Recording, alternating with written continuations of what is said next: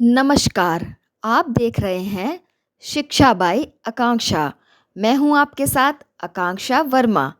तो चलिए शुरुआत करते हैं आज की कहानी की, जिसका शीर्षक है शैतान बिल्ली परेशान चूहे।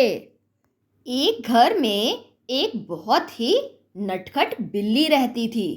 वह हर वक्त घर के सारे चूहों को परेशान करती रहती थी।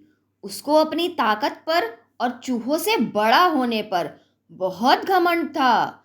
चूहे बेचारे उस बिल्ली से बहुत ज़्यादा परेशान हो गए थे।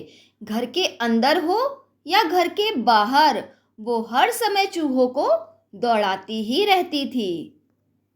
एक बार सभी चूहों ने मिलकर इस समस्या का कोई उपाय निकालना सोचा।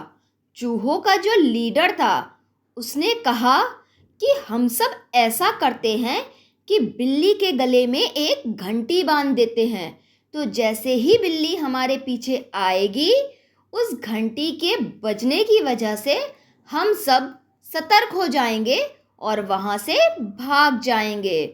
अब समस्या ये थी कि बिल्ली के गले में घंटी कौन बांधेगा, क्योंकि सभी चूहे तो उससे बहुत डरते थे।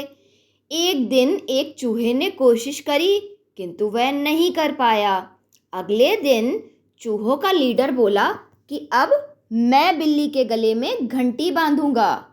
रात के समय जब बिल्ली गहरी नींद में सो रही थी, तब चूहों का लीडर उसके पास गया और चुपचाप से बिल्ली के गले में घंटी बांध दी।